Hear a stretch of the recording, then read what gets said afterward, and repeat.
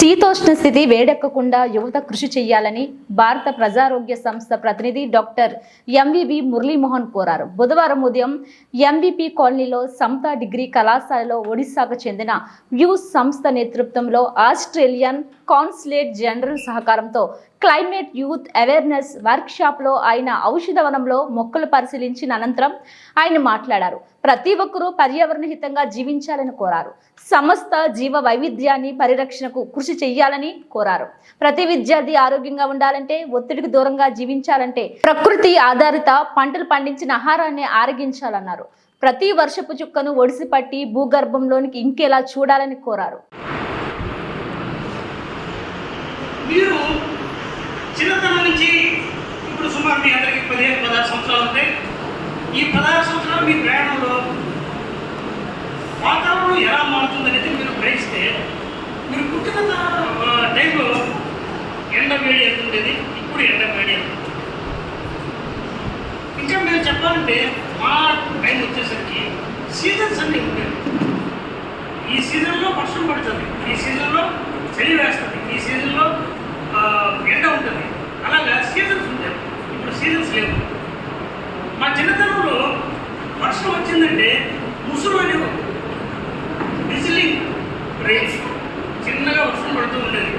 ఆ నీరంతా కూడా భూమిలో ఇంకుతూ ఉండేది. ఈ మధ్యకాలంలో మీరు చూస్తూ ఉంటే ఎక్కడ అటువంటి వర్షం లేదు. క్లౌడ్ బరస్ట్ అంతా కూడా. క్లౌడ్ బరస్ట్ అంటే దడ ఒక అరగంట గంట వర్షం పడిపోతుంది, వీధులన్నీ ముంచెత్తేస్తుంది. ఆ నీరంతా సముద్రంలో భూమిలో పోయేదేం లేదు. ఇటువంటి పరిస్థితి మనం ఇప్పుడు చూస్తాం. ఈ క్లైమేట్ చేంజ్కి ఎన్నో కారణాలు. మీకు ఆవు వ్యాసం తెలుసు కదా, ఆవు వ్యాసం ఆవు వ్యాసం ఆయన ఉన్నారు. ఏది క్లైమేట్ చేంజ్ అంటే, ఈ క్లైమేట్ చేంజ్ మనం ఎంతవరకు బాధ్యులు అంటే, ఉదాహరణకి మనం ఇందాక మేడం చెప్పారు, మనం వాడే వెహికల్స్ ఎమిట్ చేసే ఫాసిల్ ఎమిషన్స్ అవి, తర్వాత మనం ఉపయోగించే ఈ కరెంటు, దీన్ని ఉత్పత్తి చేయడానికి బొగ్గును ఉపయోగిస్తారు. బొగ్గును మండించడం ద్వారా కరెంటు ఉత్పత్తి చేస్తారు.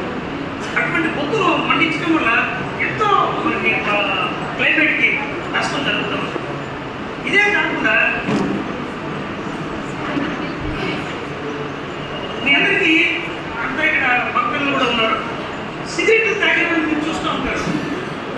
సిగరెట్ తాగే వాళ్ళ వల్ల ఎంత నష్టం ఉందో వాడితో పాటు మనకి ఎంత నష్టం.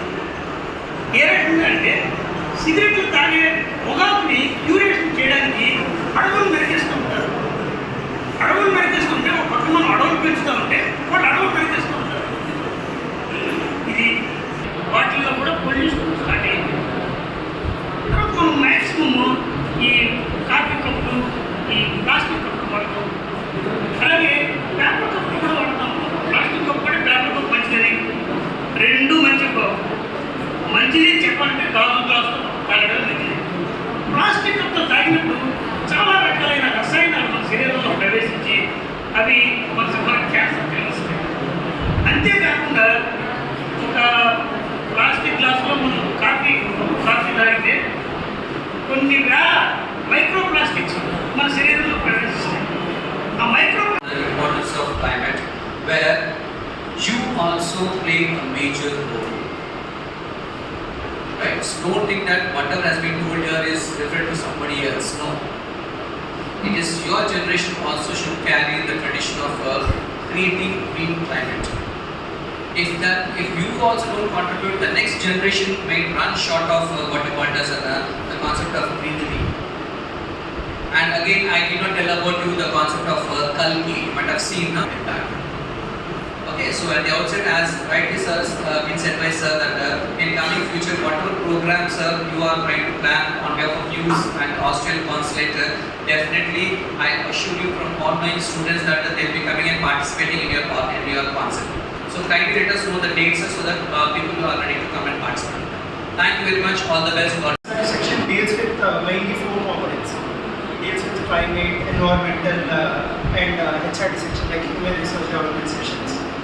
So in that we launched regarding climate change, regarding climate, we launched EcoVisor program. As you know, as you see in the barriers of everything. So we launched last year EcoVisor program. So what this EcoVisor program was to deal mainly with the climate change. So to deal with the climate change, I know everyone knows what is climate change, effects we are facing now regarding heat waves and other effects like water issues and everything. Sanitary products. And next one. So these are the measures we can implement. In return, we can give to the environment. So let us take care of the environment and be responsible for the environment sustainability. Thank you. ప్లాంటేషన్కి place అనేది select చేసి ఉంచాల్సిందే. అలా ఉంచినట్టయితేనే మీకు next అక్కడ approval అనేది జరుగుతుంది అనమాట.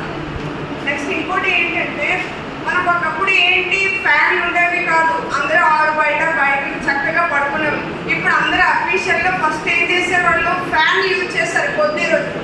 ఈ ఫ్యాన్ కాస్త పోయింది కూలర్ యూజ్ చేశారు, కూలర్ కాస్త పోయింది ఏసీలు. ఒక ఇంట్లో ఎన్ని బెడ్రూమ్స్ ఉంటే అన్ని ఏసీలు యూజ్ చేస్తారు. దానివల్ల ఎఫెక్ట్ ఎవరికి?